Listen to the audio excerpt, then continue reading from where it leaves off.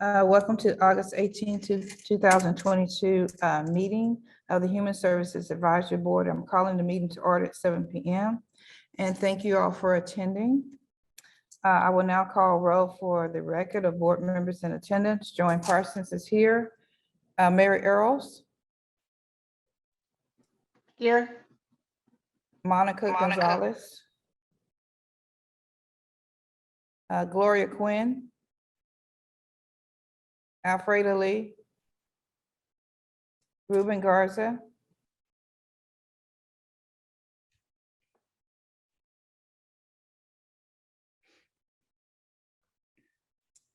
Ruben. Or if he's having technical difficulties. Okay. Well, We I know still have a quorum. Yeah, we're fine. Okay, Allison Duplinchen. Okay. Here. And Mariana Zamora. Present. Okay, with 5 out of the 7 voting members in attendance, we have a quorum. Okay, staff, is anyone present in person, online, or by phone to speak during the citizen comment period? Well, and I'm sorry, I have to go backwards. Until Alfreda got here, we did not have a quorum because Okay. Mariana is our non-voting social worker Oh, that's right. member. Sorry. So, Okay, but so now we Alfreda do. is here. Okay. Yes. So So we are with, ready. okay, so it's still 5 out of 7. Okay, and then Yeah. 1 non-voting. Member in attendance, we now have a quorum, sorry. So staff, is anyone present in person, online, or by phone to speak during the citizen comment period? No. Okay. We will now consider approval by motion of the June 16th, 2022 meeting minutes. Do I hear a motion for approval of the meetings? Motion. Okay, Mary, thank you. You're welcome. And do I hear a second? I second. Okay, Gloria, thank you. Okay, does the board have any discussions or corrections regarding the minutes? The action item this evening is to receive information from staff on documentation to be required of nonprofit and churches when submitting an application and provide direction to staff. Carol, will you please provide information of this item? So this item is on the agenda because it was requested at a prior meeting that I look into the requirements for churches versus nonprofits and see if we need to have something equivalent to a 990 required of churches. So here's what I've come up with. The information on the IRS form 990, which you'll see in your packets that you're going to get tomorrow. You'll see the various form 990s for the nonprofits. I've noticed that it contains some of the same information as the financial statements. And then it also has a statement of purpose for the nonprofit. And so in my research, it's my understanding that churches do not have to submit a 990 to the IRS and do not always have to make their financial statements available either. And so what I concluded is we're simply not going to have the same information for everyone. It's also true of some of our smallest nonprofits. They don't necessarily have all the same information as the largest nonprofits. And so what I would encourage is that we focus attention on the budgets that are provided by everybody, because then you can see what activities are budgeted for the nonprofit or the church organization that's doing nonprofit work. And so I came away with the conclusion that there's no need to ask the churches for any additional information in the application because we're already getting equivalent to the 990 if we're looking at their budget for the program and the statements they make about their program in the application. So that's my recommendation. And then the idea for this action item is if y'all have any direction for me of what you would like, if you want me to change something about our application process in this regard, then now is the time to let me know of that. Otherwise, we'll just continue as we are. Unless someone has a comment, I would say just continue as we are. with, issues. yeah. Okay, then that's what we'll do. So thank you very much. We will now receive a presentation on social work core values and best practices, followed by a discussion. Licensed social worker Megan Campbell is here to share information. Megan, over to you for the presentation. Thank you, Megan. Hi, guys. Some of you I recognize from my last 2 years. I served on the board and resigned. I'm no longer on the board, but here to give a presentation. I do want to clarify, I am not a licensed social worker, but I do hold 2 degrees in social work. I have a BSW and an MSW, and I work in San Marcos at a local nonprofit. So thanks so much for having me here today. It's good to see you all. Let me just get myself set up to share. I think I'm good. Can you all see my screen? Yes. Wonderful. Let me put it in presenter view.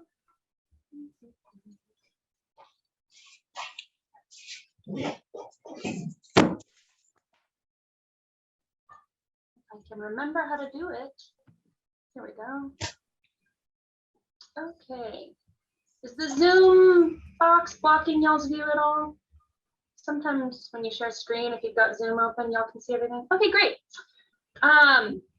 So topics of interest, as Joanne said, I'll be talking about social work, core values and ethics, as well as best practices in the field and just common practices within grant funding. I know many of you will know all of this information, and for some of you, it may be the first time. I'd be happy to answer questions to the best of my abilities. So let's get started. Why is it important? As I said, having been a previous member of the Human Services Advisory Board and familiar with it, being familiar with these things helps the Human Services Advisory Board overall goal to develop and enhance human services in San Marcos. You're all here because you care about this community and you care about the services that are being offered by human services organizations here. So familiarizing ourselves with best practices and the core values of folks in the profession can help you all guide your decisions around how you choose to fund applicants. And as you all know, Hays County is a large, vastly growing county. I know that this funding is specific to San Marcos, but just a little bit of context. Last I looked, Hays County was listed as the 9th growing fastest county in the US. And it is growing daily, and we are all seeing it. And so that growing population deserves quality services that meet the demand of the complex community that we serve. So just kind of a brief overview of Social Work Code of Ethics. NASW stands for the National Association of Social Workers. They have established a code of ethics that have been around for a long time. I don't have the date, but it is widely used in the field. Core values include service, social justice, dignity and worth of a person, importance of human relationships, integrity, and competence. So these core values help guide the code of ethics that social workers adhere to. And I'll talk about this in a little bit, but many folks that work in human services aren't necessarily social workers, but it is kind of looked at as the gold standard of practice in considering this type of work. So the NASW Code of Ethics, their standards are relevant to the social worker's ethical responsibility to each one of these categories. So thinking about their work with clients, how is the professional engaging with clients in a way that keeps informed consent, adheres to self-determination of the client, commitment to clients in terms of their own professionalism and confidentiality, to their colleagues, being oriented around respect, again, confidentiality, collaboration, unethical behaviors. Social workers will address unethical behaviors that they see in the field. And again, this is, I keep saying social workers, but folks within human services adhere to these things as well. In practice settings, as professionals, to the social work profession, and then to the broader society, they kind of hold to this ethical standard. So, as I mentioned, how do ethical standards relate to the Human Services Advisory Board? Social service organizations often adapt the code of ethics from the National Association of Social Workers. I could tell you as somebody who works in a nonprofit here in San Marcos, it is on almost every job description that is client facing. It will say specifically on the job description that that staff person adheres to the NASW code of ethics.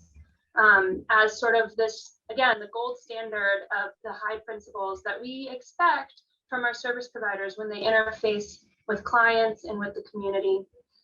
Accountability. We know that ethical standards help hold professionals accountable to being intentional about their work. And in the same way, the Human Services Advisory Board is an accountability structure for agencies and organizations that are providing services in our community.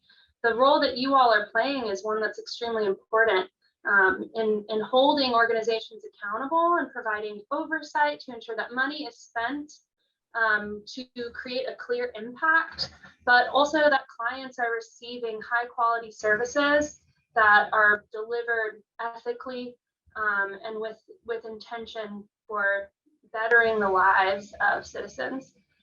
And then lastly, reduction of harm.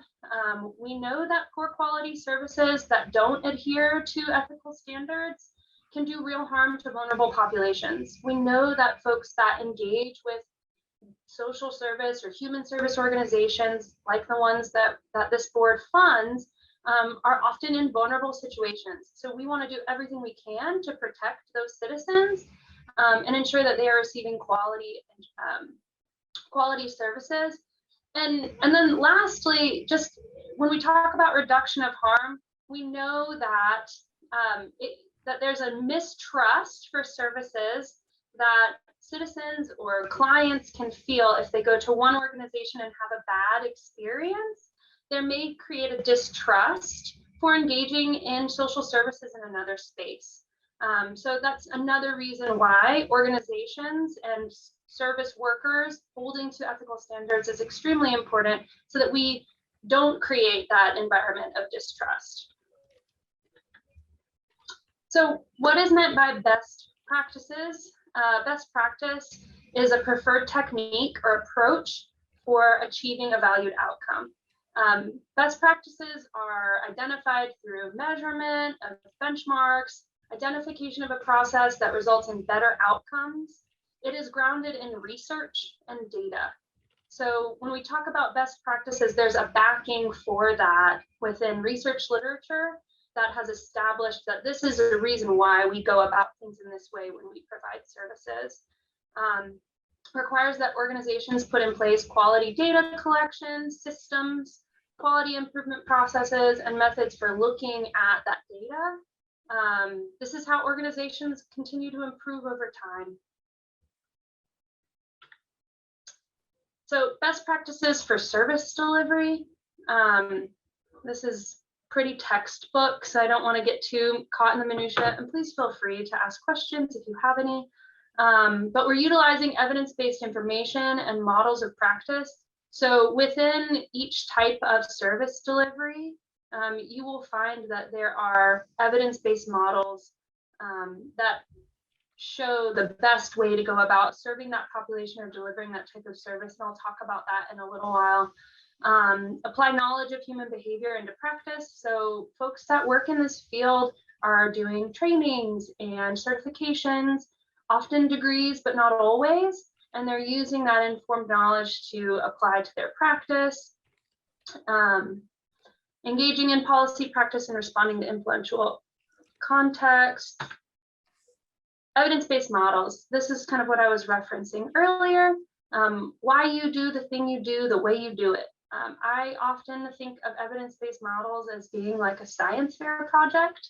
So it is something that can be replicated and receive the same type of result. So again, very grounded in research and evidence that's shown over time through data collection that going about something in a certain way produces these outcomes. I can give you an example. The program that I work with does not apply for human services dollars, so I feel comfortable using it as an example. I am the director for a home visiting program that provides in-home parenting support to families that have children under the age of 5. We use an evidence-based model that guides everything that we do, that shows the best ways to go about providing services in homes to families. That evidence-based model has been around for 50 years, and there's all sorts of data that shows that this is one of the best ways to go about this to ensure that we are providing quality services to clients that work, and we can track that through outcome-driven data. Evidence-based practices involve creation of answerable question-based, I think there's typo in this presentation. Creation of an answerable question based on client or organizational need, locating the best available evidence to answer the question, evaluating the quality of evidence, as well as its applicability, applying that evidence, and evaluating the effectiveness and efficiency of the solution. So this is sort of that science fair project process that I was talking about. So for something to become evidence-based, they go through a process to ensure that there's validity to what they're doing and that they can produce that outcome. So talking about outputs and outcomes, what's the difference? An output is just numbers tracked of how many clients are served, how many of something is delivered or given. An outcome is something that really tracks impact. This is kind of talking about a logic model approach, which I do believe some of the organizations that apply may include their logic models as part of it. But just kind of following this path, starting with inputs, this is research or resources dedicated to or consumed by the project. So in my case, what I talked about before, the program that I work with provides in-home parenting support. So that would be an input. What activities, what the project does with inputs to fulfill its mission. So again, what does it look like when we're providing those home visits? Outputs, the volume of work accomplished. So the number of projects, so this could be the number of clients that are served by my program. Outcomes, benefits or changes for participants during or after the project. So this is really looking at what can I say is really happening from families that are involved in my particular project. So we're looking to improve parenting with my particular program. So we use different instruments to track that. We also look at school readiness. So the idea is if we provide support to parents in home, then we can help children be more school ready. And that's a measurable data point that we then track and follow through different screenings and tools and instruments. And then from there, we can look at long-term impact. So because we're going about things in this certain process using an evidence-based model, we can really say with validity and reliability that the work that we're doing has long-term impact on the clients that we serve. Outputs and outcomes are important. I won't say that they are always the defining factor. Some of the programs that apply for funding may not necessarily measure outcomes. And that's not always the end all be all, but it's certainly valuable if we can track that data. Outputs can also be extremely important to say we've served this number of clients or we were able to give this number of resources. But generally speaking, in my experience with grant applications and grant funding, outcomes is really one of the big things that we're looking to track. Because again, we can say that it involves true impact. So I just wanted to provide a little bit of context for common practices when applying for grants that organizations experience, which could maybe potentially help this board in thinking about their role in the context of providing funding to these organizations and what these organizations may already be familiar with. So an RFP that's listed here at the top, an RFP stands for a request for proposal. Sometimes they're also called a request for applications. I don't recall off the top of my head how the city solicits it, but there's different acronyms or titles. It's essentially the grant application that's being issued. Becomes available with specific instructions for completion and usually supports for the potential grantees.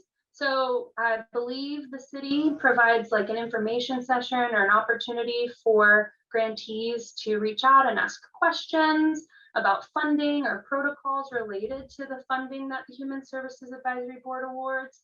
And that's very common within grant application questions or grant application periods. A leadership team within an organization works together to complete an application that includes narrative, financials, a logic model, organizational charts, testimonies from clients. This will be really familiar to many of you who have served on this board and have deep experiences looking through these applications. You're familiar with all of these pieces that are requested. It's very common within grant applications for a grantee to receive feedback on an application. A funder may ask for more information or even ask for changes to be made in the request to ensure that the grantee is working towards the intended purpose that the dollars would be awarded for. And this is sort of the piece that I think about the Human Services Advisory Board's role in your deliberation. So sometimes you may not award the total amount that a grantee requests, and you may have a little bit of feedback on what you would like to see done differently or questions that you may have. This is part of that process. Funding is then either granted or denied. And then grantee provides regular updates on program initiatives and use of funding. Specifics vary by funders. My program that I operate receives both private and public funding from the state. And I can tell you that we are in constant communication with our funders about providing them data to ensure that we are meeting our goals and providing quality services to clients. And then grantees reapply at the end of that funding cycle. I won't go too into this details. You all are familiar with this. Components of a grant proposal: the organization information, a needs assessment. I think that this is something I do want to highlight really quick. A needs assessment is something that's supported by data, both quantitative and qualitative, that really shows the need for the services that the money is being requested for. This really shows that that what we want to do with this money is really, really needed in this community. And data is a significant piece of that. It is not uncommon for funders to even give a program or an organization a particular source that they want to see data collected from, the census tract, etc. And obviously the Human Services Advisory Board doesn't necessarily ask for really specific in that way, but I just want to really send this home that this is really driven in data rather than somebody just feeling like something is important for the community, which is valuable. That data just really backs it up and supports that there are numbers that show that this program would benefit our community. Solutions or activities: what goals, objectives, or timelines is the grantee proposing that they will accomplish? Metrics for measurement and evaluation. In every piece of funding that my organization receives, we have to provide some level of internal evaluation for how we're measuring impact. So this is looking at that outcome-driven data that I was talking about before. That is showing that we have the tools to look at our data and ensure that we will be successful. And if successful, how can your program be replicated? Again, that science fair project analogy that I think about a lot. Can we take this blueprint and then take it to somewhere new and have the same outcomes? And that really shows that you're following an evidence-based model and what you're doing really works, even if we move it from this location and take it somewhere else. Budget and budget narrative, you're all familiar with those items. These things do just show that an organization has the capacity to do what they say and really follow through. So things that are relevant to consider for you all as you're considering funding for applicants is, how is this program measuring impacts? I feel like I've spoken very quickly, but I've said data and outcomes a lot. I really want to drive that piece home because it's such an important part of how our programs show that they are doing what they intend to do and that they're worthy of funding. That's not to say that a program that has good intentions isn't valuable, but if they can't show that what they're doing is having an impact, then that's a big consideration. And as a Human Services Advisory Board, you all are part of the accountability system that helps grantees ensure quality is being given to their clients. How has this program proven that they are delivering quality services? Again, what internal evaluation systems are they looking at? How are they tracking data? And how are they going back and saying, okay, we could have done this differently, and readjusting and pivoting over time based on what they find in that data? And then lastly, you all are familiar with this as well, just how would this program sustain itself if they aren't awarded funding? That's a common question that's asked in every grant application I've ever completed. Would this program be able to continue? What plans for sustainability do they have to ensure that they're not solely basing their services on this? Anyways, I'm a little nervous this evening, so I talked really quickly, but if you all have questions, I'd love to answer them or clarify anything that I breezed over quickly. So that is all, and there's some references listed here. And I know Carol has this presentation, so if you all are interested in looking at any of this again, I'm sure she would be able to send that out to you.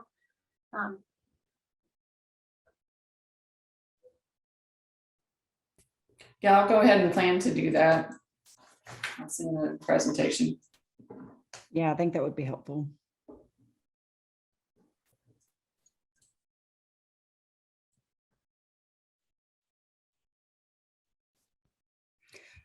So I have no questions about the materials that you presented, but since this is my first session, I just wanted to clarify. So we're basically opening up a season of grant presentations, and there'll be a series of both nonprofits, as you mentioned, Carol, as well as church affiliations that will be looking for distribution of these funds that we have for the 23 calendar year. And so this is the criteria basically in which we want to evaluate those various programs against. This is a really good review of the overall background of the social work context. Next, I'm going to do a presentation on the very specific evaluation criteria that we use. Okay. Yeah. Excellent. Thank you.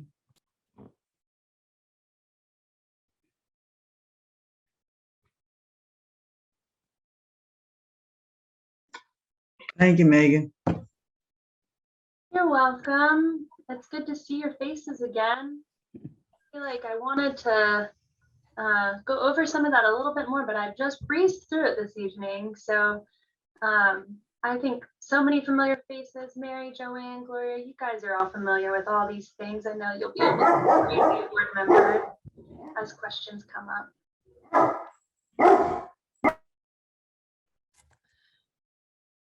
Oh,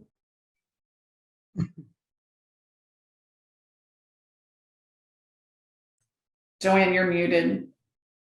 no, am I muted now? Oh, now you're not. Okay. I just said that you can go ahead and proceed with your presentation. Was I muted when I said thank you, Megan? Yes. Oh my goodness, no wonder. Okay, well, let me read over. Thank you very much, Megan. You're The welcome. floor is now open for discussion. Do board members have comments or questions about the information presented? And Allison did have comments. And so next we will receive a presentation from staff orienting the board to its role, bylaws and application review process, followed by discussion. Okay, now Carol, you Okay. can please proceed. Okay. Sorry.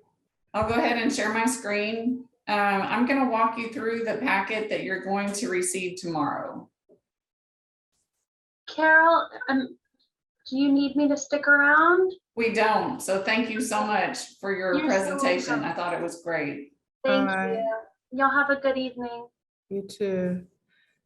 Carol, as far as the packets, are we receiving them via email, PDF form, or are we receiving a physical packets like before? I know we So- have voted to, but for some of us who are visual like myself, could we receive physical packets, or is that an option? We would prefer not to have to print. We Okay. definitely can if we need to. Like if that's really a barrier to you doing the work that you need to do, then we can absolutely print.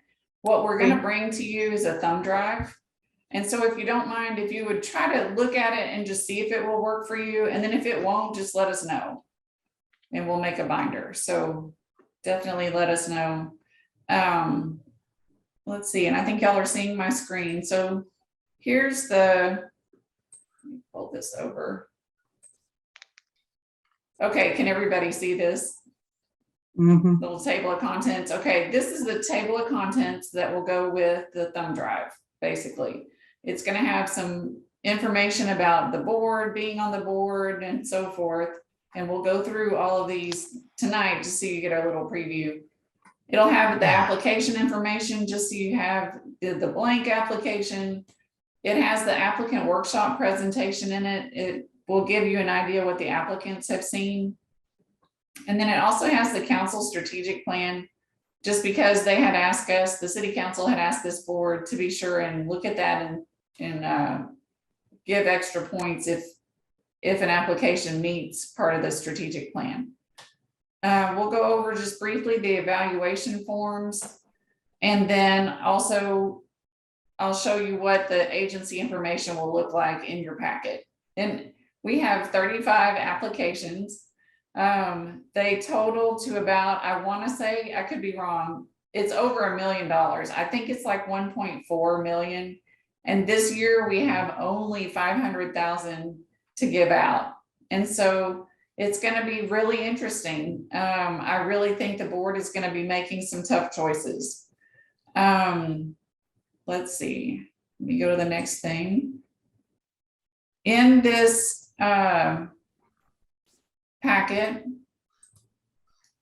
you will all receive an annual calendar that looks like this, and you'll notice that we have deviated from it just a little bit. So we decided it would be better to go ahead and have our orientation now in August, because then we could go ahead and start having the meetings where people make presentations first part of September. So that we have changed that a little bit. So we're going to distribute the board books tomorrow, which would be on the 19th. And then the September 1st meeting is actually going to be a regular meeting where we're hearing from the agencies. So this meeting tonight is the board orientation. So sorry about that. It just ended up, once we were really looking at the timeline, we felt like that it would be good to go ahead and get the orientation done and then move into the meetings in September. So what you'll see is that we have 7 meetings set up because we have 5 agencies presenting each meeting. This year we'll have Brandon, our intern, be the timer. I will be a little bit less draconian on shutting people down, but we will hold them basically to the 5 minutes. I'll let them finish their sentences this year, sorry. So then we'll have 7 meetings like that. So by October 14th, we'll be asking for you to turn in your scores. So as we go through this series of meetings, what I would encourage you to do is before each meeting, read up on the, oh, you know what? We need to give you the list. I'm going to make myself a list as we go. we need to give you the list of who's presenting in each meeting so that you can know who to study up on beforehand. So each week, you're gonna be reading about 5 applications, going through all of the information they've provided. And then that week, you'll hear a presentation from those agencies.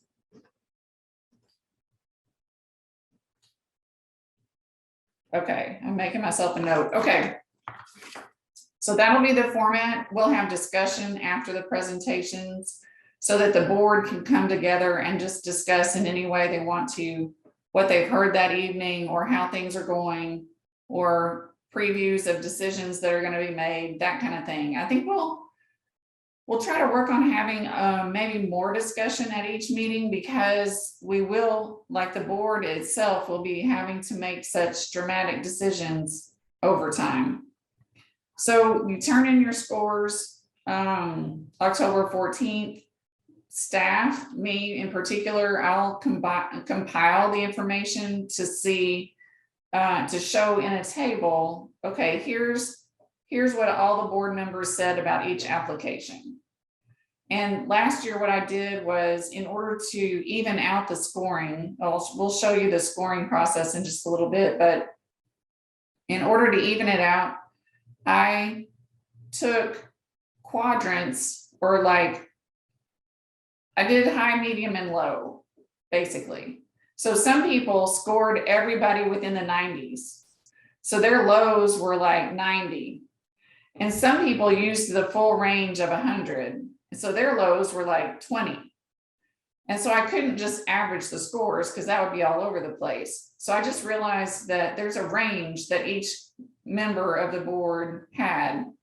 And so I used the lowest third, the medium third, and the highest third to say whether or not the application was high, medium, or low. I'll talk a little bit more about that later. Maybe that's not very clear. So you'll see this table where it shows, like, Joanne has scored this agency highly, and Allison has scored the same agency low, and that kind of thing, so that you can see where people stand as we move more into the in-depth discussion. So we have 2 discussion meetings, one on October 27th and one on November 3rd. And then we have room for another meeting if we need it, for additional discussion on November 10th. Because then the final decision has to be made, and then all notes from the board members have to come in, and we'll be done. December 6th is when the city council actually allocates the funding to the agencies. They generally do go by the board's recommendation.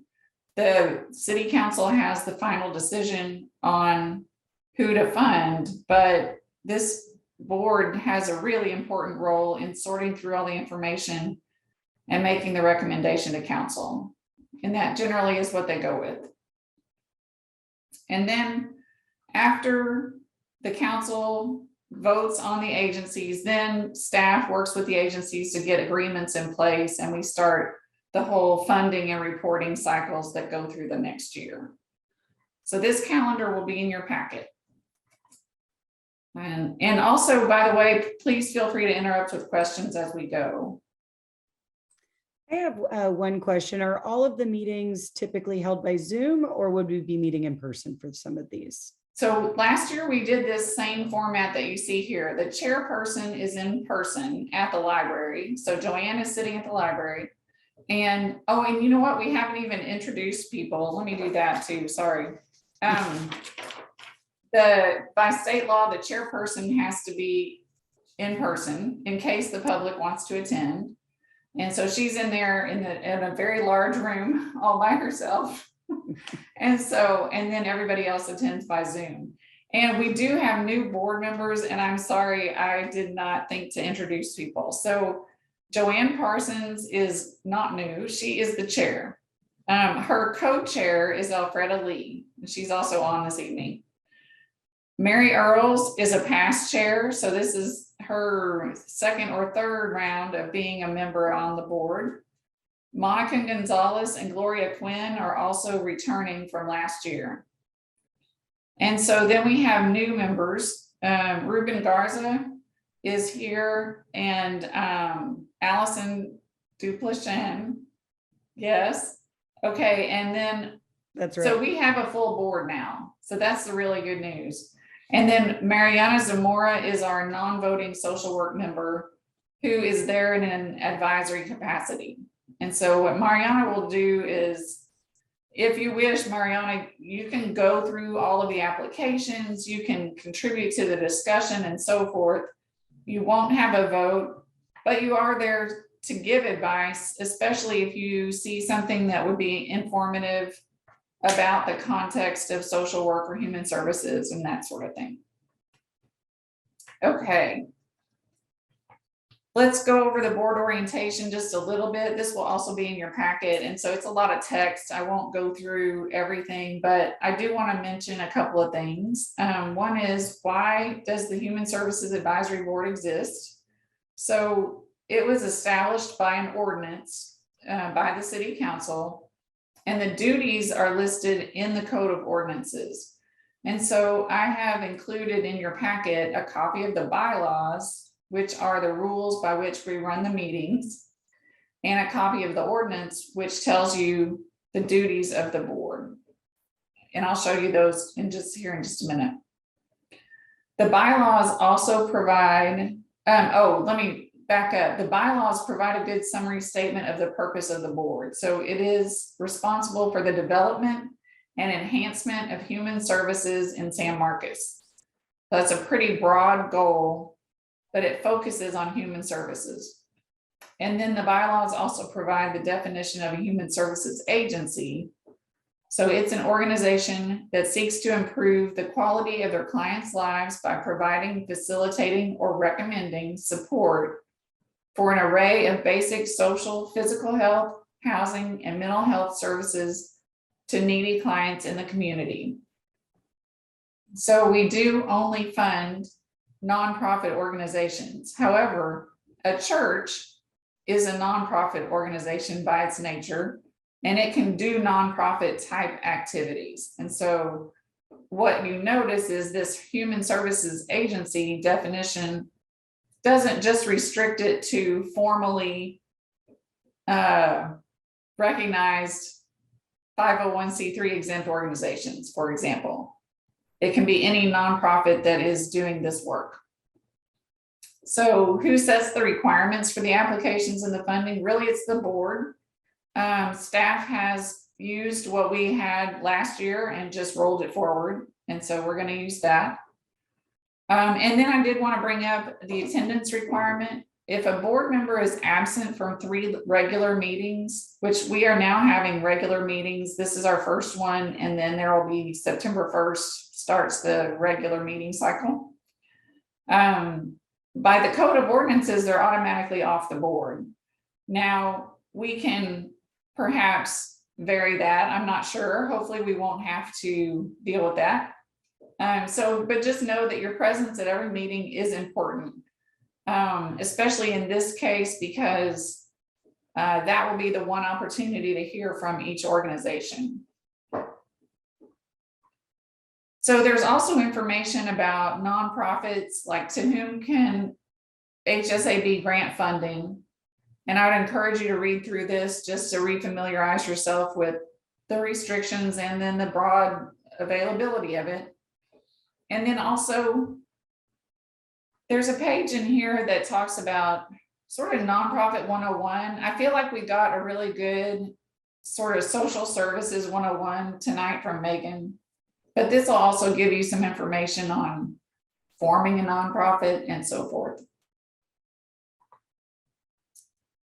Okay, let's talk about the application review process.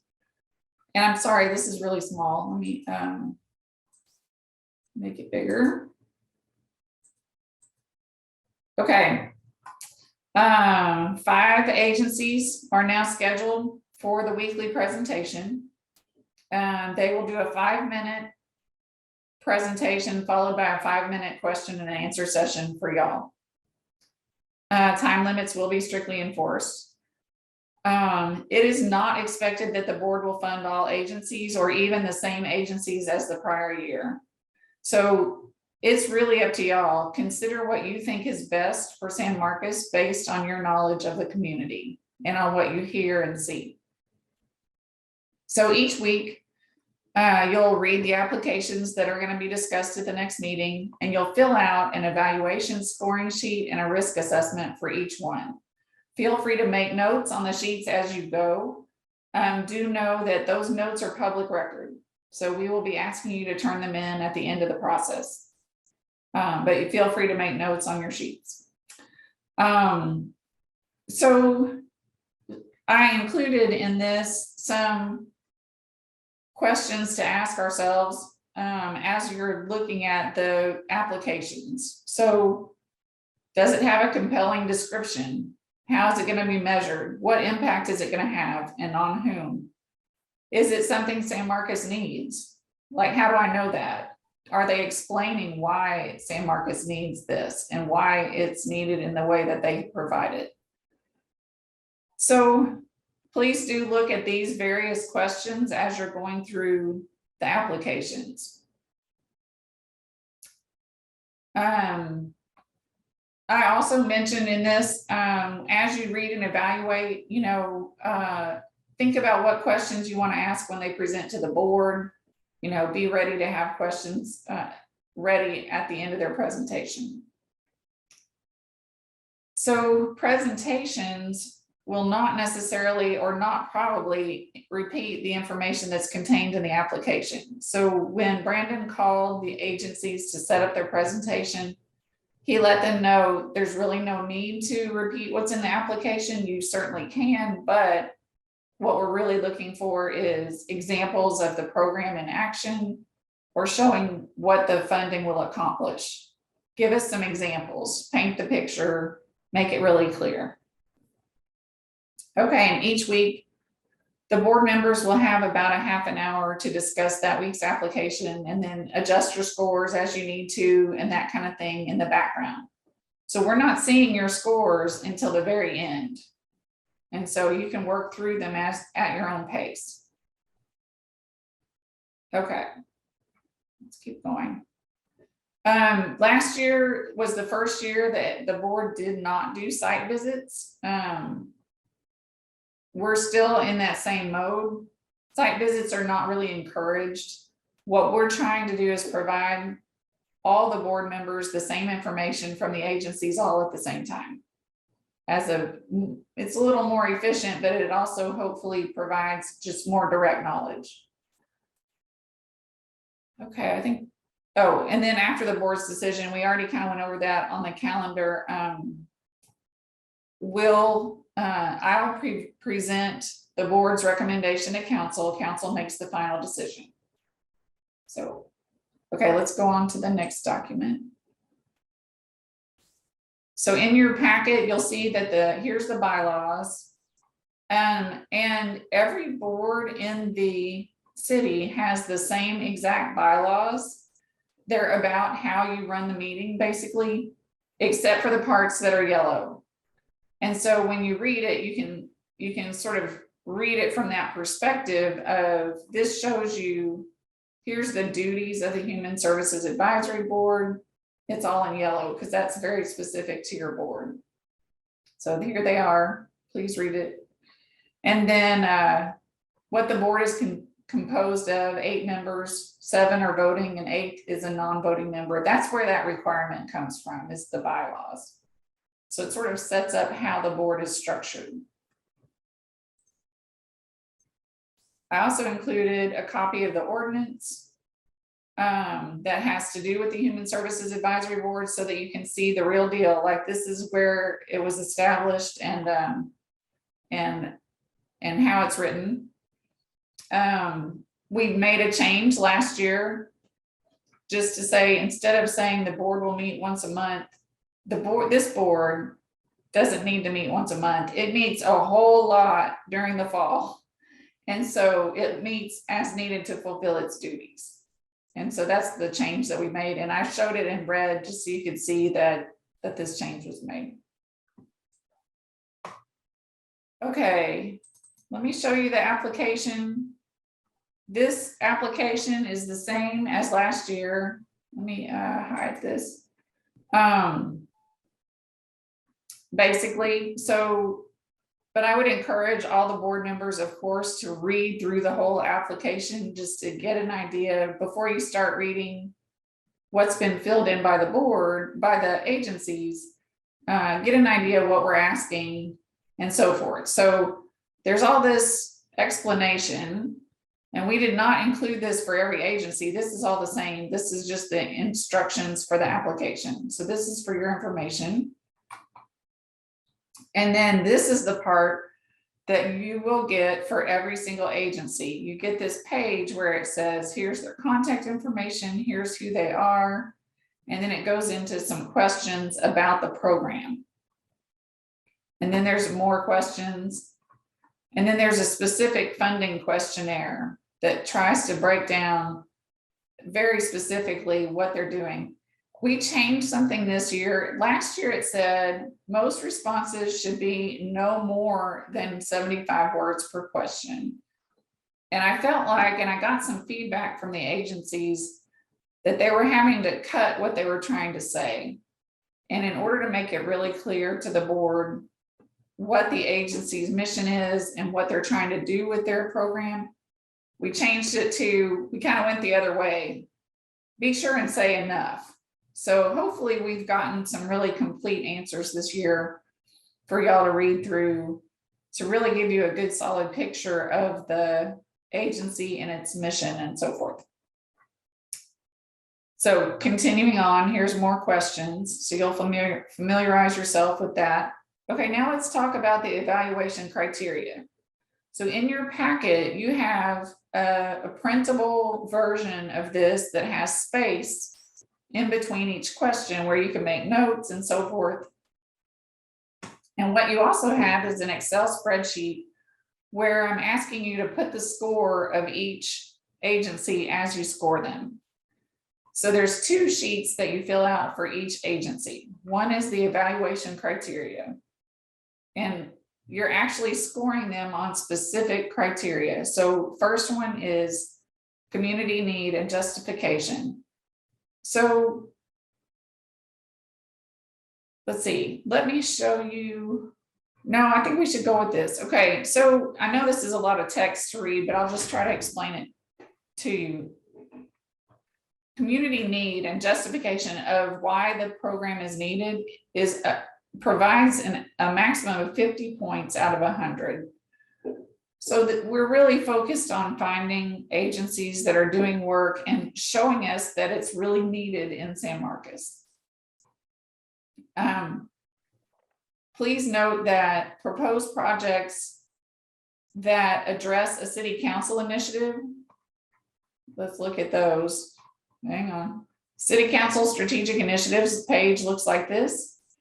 If you feel that the agency's application addresses one of the things on this list, you give them an extra 10 points. So in actuality, they can only get 40 points total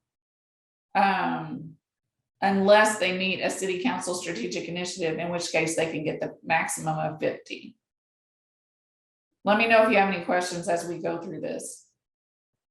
So the next category is the impact and the cost effectiveness. Now, impact is really important. We want programs that are not only needed by San Marcos, but are also actually having an impact, that they're really causing change in people's lives. So, and we want them to do it in a cost-effective manner. So we look at these various questions in a maximum of 25 points. Now, I've gotten the question from board members, do they have to do 5 points for each thing? You can, you don't have to. You can score really in your best judgment. How does it fit your style? Just know that there's a maximum of 25 points for this category. Okay, next category is 15 points, implementation. Does the applicant show that they're ready to manage the proposed activity? Do they have clearly defined objectives? What's their past performance of programs looking like based on feedback from the staff? I will tell you that we were gonna try to come up with a formal measurement of past performance.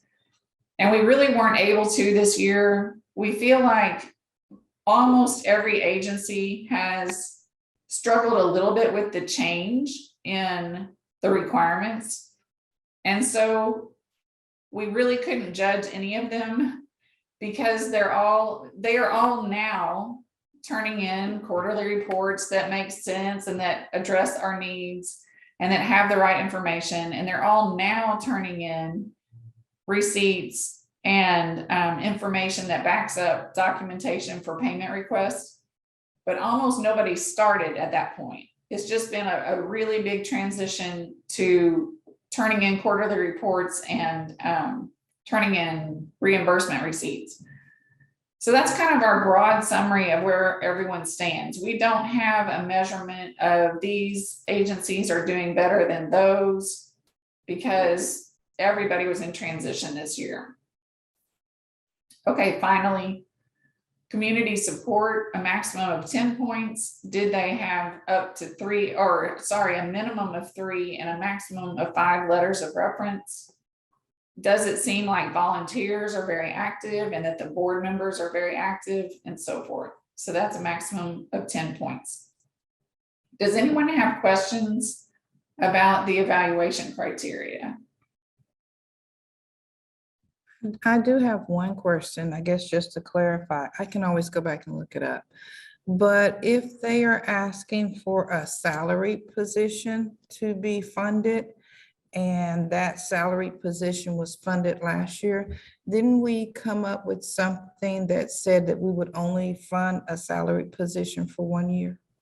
We actually said we may only. So it was like a warning to the agencies, hey, don't get comfortable because it may be that you don't get funding next year, but we can fund another year, just to answer your question. But we don't have to.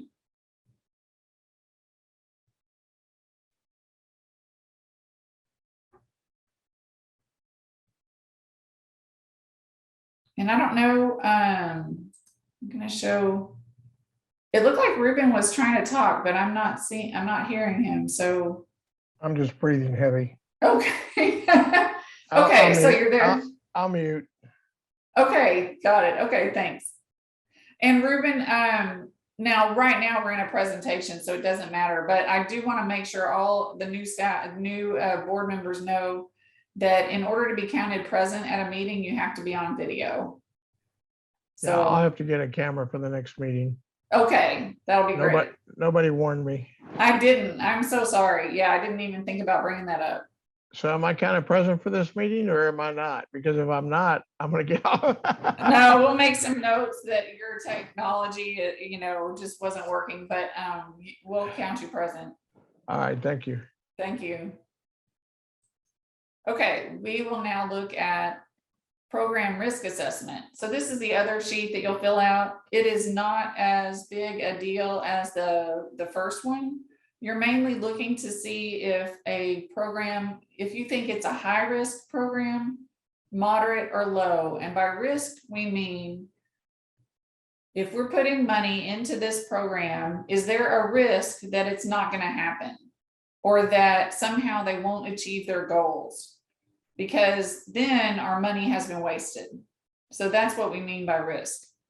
So we look at some specific items related to that. So program complexity, and I believe these are all 10 points. Is that right? Yeah. So 10 points each. Program complexity is the first one. If a program is more complex, maybe it involves a lot of people or it's just a very difficult program to enact, then it's more risky because it can more easily fail. So when you're awarding points in this, more points means higher risk. So more points is bad. We also look at project experience. Is this a brand new nonprofit or have they been doing this for a long time? If they've been doing this program or something similar for more than 5 years, they don't get any points. which is good. That means that we feel like because they have experience, they are a lower risk. Okay, program or project funding. So the city will only fund, oh, and this is wrong. Okay, we will only fund 50% of the agency. I did some research on this year. It's not 50% of the program. But it would, if we are funding 50% of the program, it is riskier because they don't have as much support, so that our fund, I don't know how to say it, but our funding is a higher percentage of the risk. It's like an investment. So if we have the most funding in, we have a higher risk than the other people who are funding it. Okay. Recipient organization, is it newly created? Is it well established but has no prior city experience? 5 points. If it's well established and we know them, they've been around for a while, no points. Recipient history, we are a little scant on information about this. This is a new category this year. We feel like we're going to need another year before we can provide you really good history on how things are going. So do the best you can with this. Main thing is, do you feel like they are a high risk, a moderate risk, or a low risk in the end? The other thing that's in your packet is this list of city council strategic initiatives, and we already covered this is worth 10 points on the evaluation. Okay, does anybody have any questions at this point? Okay, I will keep going. We don't have too much more to go. That was the biggest part of the presentation. What I also put in your application and your packet is the applicant workshop presentation. It talks about the deadlines, what agencies are eligible. It's just a real quick summary, basically. So we just went over a lot of what's in this presentation. What else? It looks like you're going to have 2 copies of the strategic plan. They're the same. Sorry. Okay, here's your evaluation form. This is the form that we created where it's in Word and you could copy it and make a copy for each agency. Sorry, Mary, did you have a question? No, Okay. I'm sorry. Okay. Let's see what else. Continuing on, the same thing with the risk assessment form. We made you one in Word where you can just use one for each agency. Here's the tally table. These are all of the applications we received. And we're asking you to put your scores into these boxes as you go.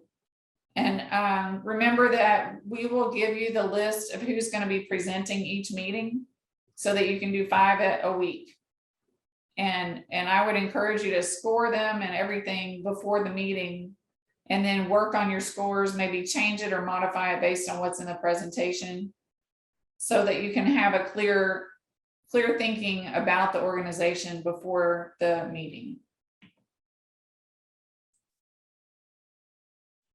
Okay, last big thing. This is hard to show on screen here, but you'll have your own copy where you can see it. This is the funding history. So here is the list of the agencies and the programs, how much they're asking for this year, what they were funded last year, if anything, and then the year before that and the year before that. So we went all the way back to 2018, actually, just so you can see the funding history backwards. So just as an example, you can see the access programs. The agency is called Access. They have their specific programs that they call the Access programs. They're asking for $75,000 this year. Last year they got 43. So it's just to give you that information about whether or not we're familiar with this agency. we really did get some new applications. You can see where some are not funded last year and so forth. Okay. And then finally, what is in the book, or the book, you can hear me talk about paper. What's in the thumb drive for each applicant is their application form. And then some other information like, see, here's all their answers to the questions. And then you start getting into their specific information, the board of directors, the attendance record, organization chart, a budget.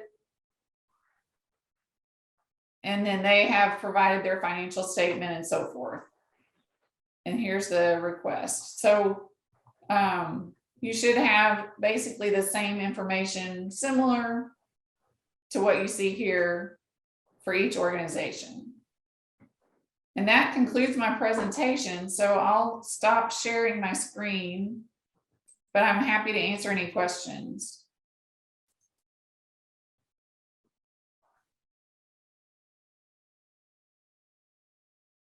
So hearing none, I'll give it back to you. Oh, Mariana, go ahead. Sorry, I had raised my hand. I was waiting to be called on. Oh, I'm so sorry. It's I okay. was listening. Okay, go ahead. No worries. So on the funding history and the columns that are left blank, is there any way to differentiate years where an applicant applied and was denied versus maybe they just weren't in existence or didn't apply at all? There's not. So it's really just whether or not they were funded. Okay. Thank you. Yeah. Mary, did you also have a question? Oh, you're still on mute. Sorry, I was just waving to Mariana.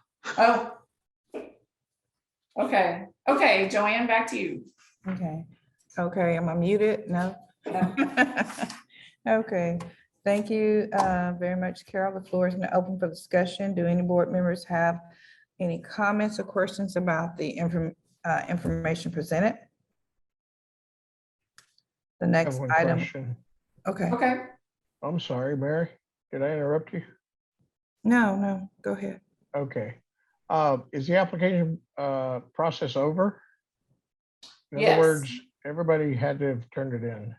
Everybody had to turn it in, and we had it early enough this year that all applications are complete now. Okay, thank And you. so you'll be getting complete applications in your packets. We don't have them right now. They'll be in a packet. It'll be in the thumb drive that we're delivering tomorrow. Okay. The next Thank item you. on the, That's the only question. okay. And you Sorry, mentioned Ruben. a thumb drive. Are we picking those up somewhere? They're delivered to our homes, or they're going to be sent like in a zip drive?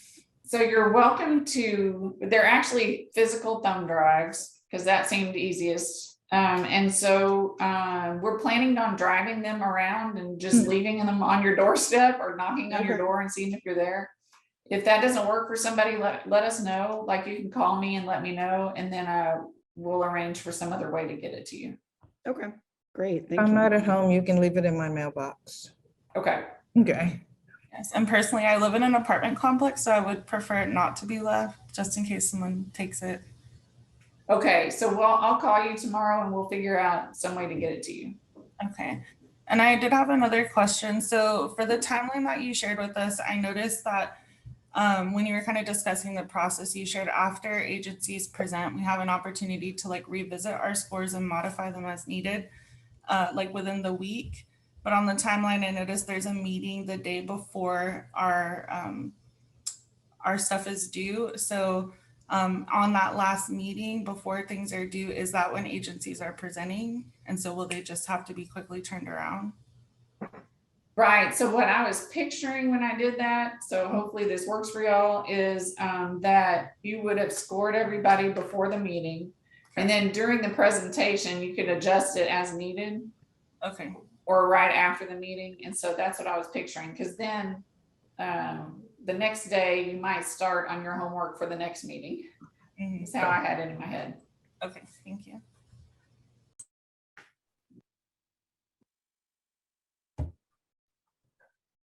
Okay, the next item on the agenda is to receive updates from board members on activities since the last meeting. Do any board members have updates or report or activities since the last meeting? Joanne, I thought maybe I ought to explain the agenda a little bit, just really quick. So we have an agenda that's required by the, I guess, state law and our city clerk. And so you'll see some recurring items on the agenda every time. One of them is a citizen comment period. Any citizen can attend the meetings and make comments at the first of the meeting. It should be in general about items that are on the agenda or so forth, but it's not necessarily that restrictive. And then after we have our action items and discussion items, there's always these, standard agenda items that we just roll through. So reports, future agenda items, Q&A session with the press and public, etc.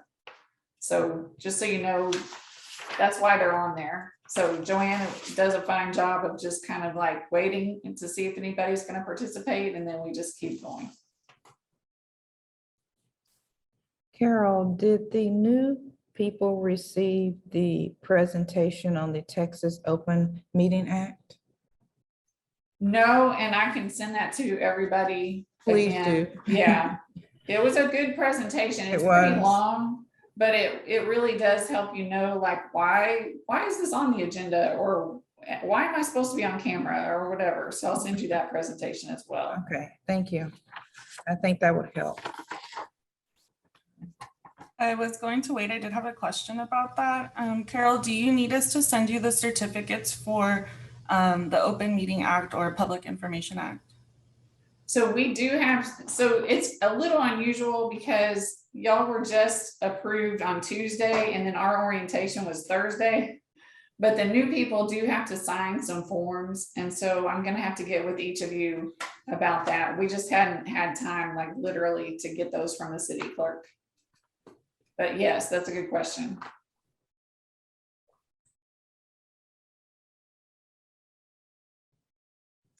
Okay, we're now to the future agenda items portion of the meeting. Board members may provide requests for discussion items for a future agenda in accordance with the board's approved bylaws. No further discussion will be held related to the topics. Hold on.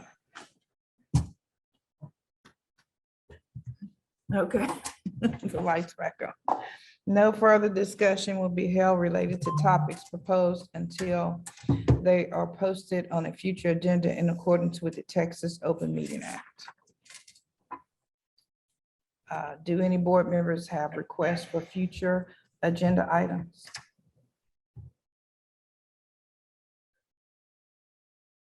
Finally, we will have the question and answer session with press and public. This is an opportunity for the press and public to ask questions related to items on the agenda. Staff, is anyone present in person, online, or by phone to speak to this agenda item? No. Okay, thank you. Thank you all for your participation. Do I hear a motion to adjourn the meeting? And if so, motion will be made by. I'll make a motion to end the meeting. Thank you, Ruben. And do I hear a second? A second. Thank you, Allison. All in favor, say aye. All against, say Aye. nay. Say the ayes. I'm sorry, I was going too fast. Well, I heard your aye, Ruben. Anybody else? Aye. Okay, all against, say nay. I will now adjourn this meeting at 8:14 p.m.